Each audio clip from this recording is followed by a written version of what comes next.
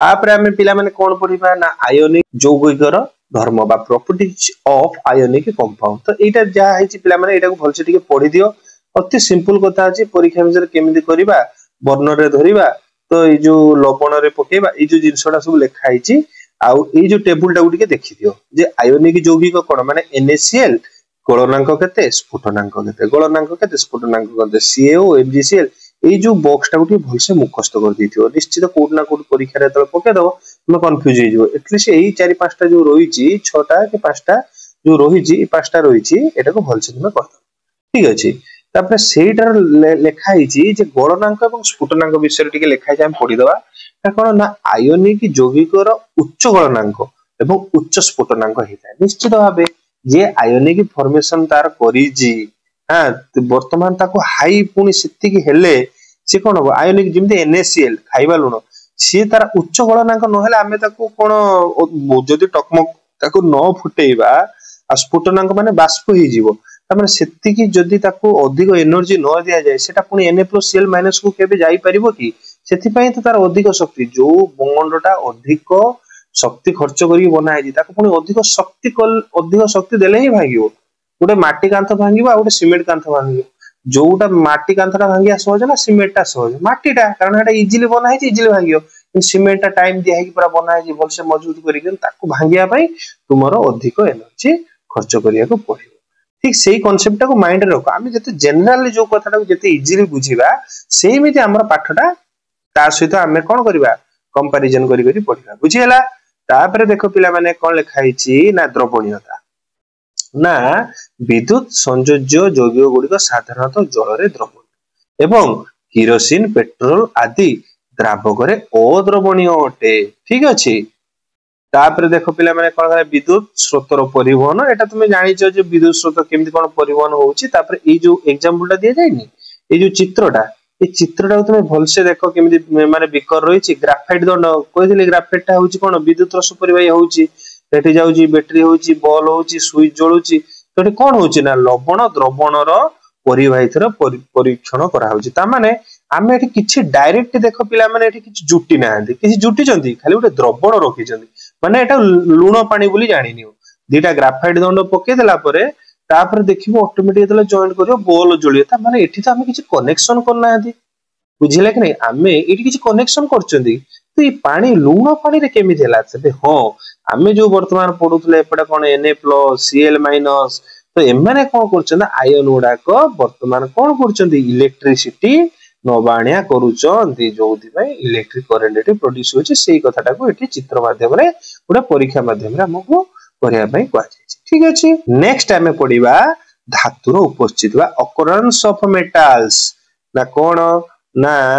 AD पिला माने लेखाइ छै देखो खनिजरु एडी देखो खनिजरु धातु को निष्कासन करिबा लाभजनक होइताय एहाकू बा एही खनिज को कोन कहै जाय ओर बा धातु पिंड बोली कहै जाय पचा दो ओर बा धातु पिंड काहा कहै जाय ना खनिजरु कोन होउची ना धातु निष्कासन करिबा पई आमे तो सब जगह हो जाय कि धातु निष्कासन जोटी लाभ होबो सेठी आमे काम करंती तनो करी कि कोन करना धातु निष्कासन करिबा पई जेतल खनिजरु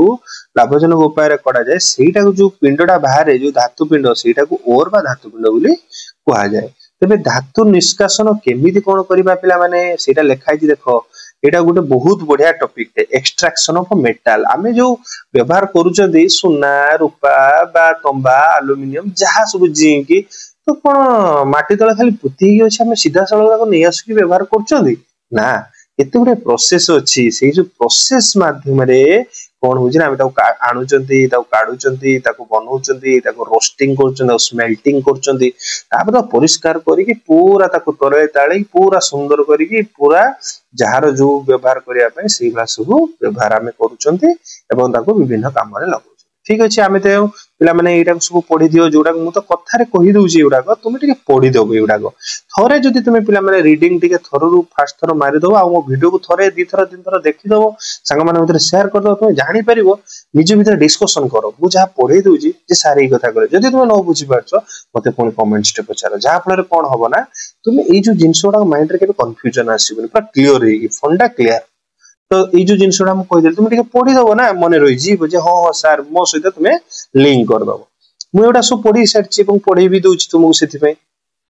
देखो लिखाई छी सोडियम पोटासियम मैग्नीशियम एल्युमिनियम एटा सब कोन बाहर तो एटी पिला माने टिके टिके लक्ष्य रख एटे सबटु इंपोर्टेंट गोटे विद्युत विश्लेषण जेमिति कोन potassium sodium calcium magnesium aluminium एटा देखो एटा टॉप ऑर्डर रे रहिला तापर आइला एटा होची कोन ना कार्बन निवारण एटा कोन जो जिंक जो आयरन पीबी कॉपर तो एमाने कार्बन को किमि निवारण कर तापर होची कोन प्रकृति रु प्राप्त एजी आउ एयू तामने सुना रूपा दीटा होची डायरेक्ट सीधा सड़क प्रकृति रु आसुचंदी तो एई कथाटा को से लिखा जाईची तो सेई जो धातुर विभिन्न तार श्रेणी विभाग करा जाय सेथि पई तीनटा विभाग रे ताकू करा जाय प्रथम डी कोन ना कम प्रतिक्रियाशील विशिष्ट धातु जे सबटु कम कोडा सोना रूपा जोटा तळे रहितले तापर मध्यम प्रतिक्रियाशील विशिष्ट धातु जोटा आमे मझिरो वर्तमान एखडा पढिले आ जोटा सबटु हाई बा उच्च प्रतिक्रियाशील विशिष्ट धातु एई तीनटा एटा होची सबटु ऊपर जोटा सबटु उच्च एटा मझिरो जोटा रहिला सेटा मध्यम आ जोटा लास्ट रहला सबटु लो आ कोन से होची सबटु कम प्रतिक्रिया करियो सोना रूपा तो मन रखले आ हां एई जो पिला माने देखो पिला माने एई जो स्कीमेटिक रिप्रेजेंटेशन हेची एटा जो एडे सुंदर करके बनाई एटा गुटे भल से देखिदेले तोरे कोन होबा ना आमे तले पाठटा पढी जीवा ना एटा निश्चित भाबे तुमको हेल्प करिवो ना कोन एटी गुटे धातु पिंड आइला धातु पिंडर कोन सकेंद्रीकरण हैला जोटा उच्च वाला गुटे साइड करा हैला जोटा मध्यम वाला जोटा आमे जो पढुतले ऊपर जो मेटल ओडा सोडियम पोटासियम मैग्नीशियम थिला मध्यम वाला गुटे कले कम प्रतिक्रियाशील धातु बा सोना रूपाटा को गुटे साइड कर देले कर साला पर कोन होबो ना एकु तोरलीकृत धातु पिंडर वैद्युतिक विश्लेषण करछंती तादरु डायरेक्ट विशुद्ध धातु बाहरी होची किंतु जेतो जोटा किंतु मध्यम प्रतिक्रियाशील से कोन होची ना गुटे कार्बोनेट धातु पिंड गुटे सल्फाइड धातु पिंड सेति में कार्बन रु जे आसीओ सेटा होची कार्सिनेशन सी रु सी किंतु सल्फाइड रु जे आसीबो सी होची रोस्टिंग एटा मु एकना पढेबी पढेले तुमरो मन रहि जिवो तो तापरे कोन होबो तापरे धातुर ऑक्साइड आसीबो धातुर विजारण हे जिवो तापरे धातु शोधन हे हमु धातु मिलि जिवो ठीक सेमिति जोडा कम प्रतिक्रियाशील सेटा कोन होबो ना सल्फाइड धातु पिंड बाहला ताको रोस्टिंग करा हबो धातु करा हबो तापर परिष्करण हे जिवो तापर प्योर धातु हमें पाई गले आ कोन पूरा परिष्करण पूरा सफा हे गेला तो कहतो सार कोन एठी कहले रोस्टिंग कहलेनी कैल्सिनेशन कहलेनी तो चलो पिला माने लेट न करके हमें सीटा को देखिबा कि कोन कोन हमें सेई जिंसडा को टिका पढी देबा जोटा कोन ना धातु पिंडर समृद्धि बा एनरिचमेंट ऑफ ओर्स प्रथमे ठीक अछि प्रथम होची पिला माने देखो ना धातु पिंडर समृद्धि रे कोन लिखाई छी ना जेतले आमे खनिजरु जेतबेले बाहर करूचंती कोन धातु पिंड हेगी हिसाब रे बाहरुची ता संगर कोन माटी बाली एउडा सब लागी दूषित जिंसडा लागी रहउची ना नाही तो से जो गुटे जिंसडा आमे काढिले तो ता सहित जो अपरिष्कार जिंस बा दूषित जिंसडा सेटा कोन कहा जाय ना गैंग बोली कहा जाय ए देखो पिला माने मु अंडरलाइन कर देछि जोटा कोन कहा जाय गैंग बोली कहा जाय एटा जो प्रथमे धातु पिंडर समृद्धि हमें जानि पाइले जे इथरे मन कर जो सुना अछि मन कर जो बा आयरन अछि हला आयरन बोली हमें भाबी दबा बा लोहा तो वर्तमान जो लोहाटा जतबेले बाहरिबो माटी बाली कादुओ फादो सब लागिथिबो तो सेटा कोन कला गैंग कहला तापर पिला माने हमें पढिबा सक्रियता क्रमर निम्न रे थिबा धातु गुडिकर निष्कासन ता माने extracting metals low in the activity series ता माने कोन कोन हमें देखुचंदी जतबेले किछि जिंस अछि जोना अण प्रतिक्रियाशील बा अनरिएक्टिव से आदो प्रतिक्रिया करिवेनी सेति हमें कोन करे हबो ताकू पृथक पृथक कर दबा ताकू अलगा कर दबा आ तो गरम करिया पर कोन होबो ना सेतिरे जो धातव ऑक्साइड होबो से धातव ऑक्साइड को हमें धातु रे परिणत करा जाय सेही कथाटा एठी लिखा जायछि एठी गुटे उदाहरण भी देछि पिला हम देखो मर्क्यूरी एक मार्क मर्क्यूरी बा पारदर एक धातु पिंड होछि सिनाबार HGS पचार दबो HGS टा बा पचार दबो पारदर एक धातु पिंड होछि डैश बा कोन तुम रखि दियो सिनाबार की बार ना सिनाबार सोमवार करी बोली सिनाबार ओके ताको कोन बा बायरो उत्तप्त करा हबो बायरो उत्तप्त करा हले मर्क्यूरिक ऑक्साइड HGO हे जिवो ताको आहुरी उत्तप्त कले मर्क्यूरी माने ऑक्साइड रे विजरित होई के मर्क्यूरी मिले जोटा की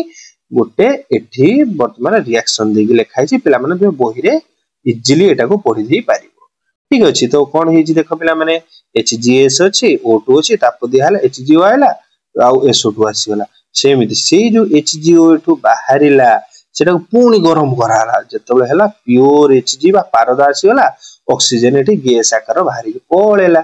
ठीक अछि सेमिति Cu2OS अछि सेटा भी तुमे देखि दे परियो एटा गला जोटा रिएक्शन करेनी एबे आइला कोटा ना जोटा मध्यम क्रमर सक्रिय धातु निष्कासन अर्थात extracting metals in the middle of the activity series जो माने मिडिल रे हमें तीनटा पढिथिले ना उच्च मध्यम लास्ट को जो दी जण थिले जो सोना रूपा ऊपर जणा मु तुमको देखौथिले कहले इंपोर्टेंट जिंस एटा तो सेठी तो वर्तमान कोन ना जो माने मध्यम गोटा हमें जो रिप्रेजेंटेशन दा स्कीमेटिक जो मैप टा मु जो पढौथिले एटा कहउथिले तो गोटे सल्फाइड रहिबो नने कार्बोनेट रहिबो एटी मोस्ट इंपोर्टेंट पिला माने देखो मु सेथि पय एको अंडरलाइन करिया सहित कोन करछि ना ताको हाइलाइटर भी व्यवहार करछि माने एई जिंसटा छुआ कंफ्यूज हो जंदी बुझी पारंतरे कोन सारे एते कंफ्यूज हो जंदी किंतु मु एई जो कथाटा कहिछि मोस्ट इंपोर्टेंट ना सल्फाइड ओके सल्फाइड धातु पिंड को ऑक्साइड रे परिणत करिबा को हेले एहा को यथेष्ट परिमाणर वायु रो उपस्थिति रे अधिक परिमाण उत्तप्त करिबा हला सल्फाइड धातु पिंड को जदि ऑक्साइड रे परिणत करिया हेले प्रबल मात्रा को उत्तप्त करिया पड़िबो गरम करिया पड़िबो एही प्रणाली की कोन कहंती ना रोस्टिंग कहंती मु जोटा कहउतली कि नै पिला माने भी बुझी पारलो कि नै किंतु सीमित परिमाण वायु रे जदि कार्बोनेट धातु पिंड को उत्तप्त करी ऑक्साइड रे परिवर्तन कहा जाए बा करा जाए ताकू कोन कहंती ना कैल्सिनेशन मु सेही कथाटा बार बार कहउतली पिला माने कि नै मु कोन कहउतली माने C for carbonate C for calcination ए कथा क करी कहउतली करे क सेति पई एथु गोटे कथा तुम पिला माने बुझी पाइलो जदि सल्फाइड अछि हां धातु पिंड करिया कोन करा जिवो ना को यथेष्ट परिमाण ले वायु रो उपस्थिति देबो ओ प्रबल मात्रा एको गरम करिवो सेटा रोस्ट करिवो ताको रोस्ट करिवो पूरा गरम जोर से करिवो किंतु जदि गोटे सीमित परिमाण रे टिके अल्प को दबु आ जतबे कार्बोनेट धातु पिंड को उत्तप्त करिके ऑक्साइड रे परिवर्तन करिवो ऑक्साइड कले त हमें ता भीतर पाइबा ना नेक्स्ट रे तो सेटा कोन कहा गला ना कैल्सिनेशन कहा गला मु आशा करूची एटा को तुम पढि परला पर आदो भी केबे भी तुमे कंफ्यूज होबो नाही जे ई कथाडा में बुझी पाले नाही फिर भी जदि तुमे बुझी पारिनो मते कमेंट रे कहबो नने मोर जो वीडियो को बार बार तुमे देखो जोटा को देखो पिला माने एटा को वर्तमान ए जो मु बॉक्स टा कर देजी एटा को देखो ZNS O2 रोइला माने ऑक्सीजन सहित जो वायु रे थिला एटी ताप प्रबल गरम कराला कोन हैला ZNO एटी ऑक्साइड आसीला कि नाही आ SO2 गैस एक तो भारी गला पुणी कोन करा हला ना एटा होची कोन सल्फाइड टा एटा होची कार्बोनेट ZnCO3 एको भी सिबला गरम कराला टिके हल्का तापर सी पुणी आसी गला ZNO देखो एटी ZNO दी जण आसी गले ऑक्साइड फॉर्म आसी गला CO2 कार्बन मोनोऑक्साइड भारी गला गैस वर्तमान हमको ऑक्साइड मिल गला माने हमको भी धातु मिलिया सहज कि नाही एबे आ किछि प्रॉब्लम नाही तो देखो पिला माने सेही कथरा लिखा है ZNO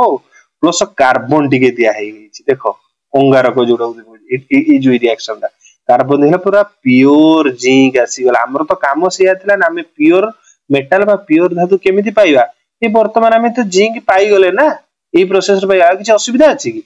तो बुझियला कि नाही तो ये लिखा है जे सब जिंसडा तुमे देखि दे ए जो रिएक्शनडा हमें आगुर भी करि के आछे प्रीवियस जो सब्जेक्ट रा मेडा करि के आछे एडा को भलसे देखि दियो सेही कथाटी अंडरलाइन कराई छि पिला मान देखो देखाई छि कोन वास्तव रे फेरिक ऑक्साइड होउची Fe2O3 होउची एल्युमिनियम सह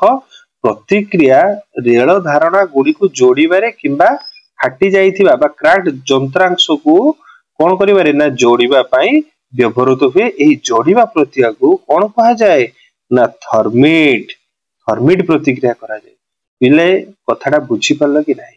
देखो पिला माने एठी देखो भलसे पढो एते बेला कोन होची ना जेतले फेरिक ऑक्साइड रो एल्युमिनियम सह जेतले प्रतिक्रिया कला तो एई जो जिंसटा तळे लेखाई छि कहि दउची जेते बेले एल्युमिनियम सह कोना कोना सेटा कोन हला ना ए जो क्रैक ही जाय तुमे देखिथिबो रेल लाइन ला जेते बेले गोटे फाटो हेइथिबो रेल लाइन जायति तो मझे गोटे हेइथिबो तो एटा को जोडीबा पय एटा को व्यवहार करा जाय काहे की व्यवहार करा जाय ना एटा व्यवहार करिया फलरे एटा पूरा कोन होले एटा को जॉइंट करि दे ए जो रिएक्शन ता देखो लेखाई छि पिला माने Fe2O3 आ 2Al तापर Fe एठी आसीगला कोन आयरन हैला Al2O3 पुरु ताप बारला तो एटा कोन करि थर्मेट हला ए जोडीबा प्रक्रियाटा थर्मेट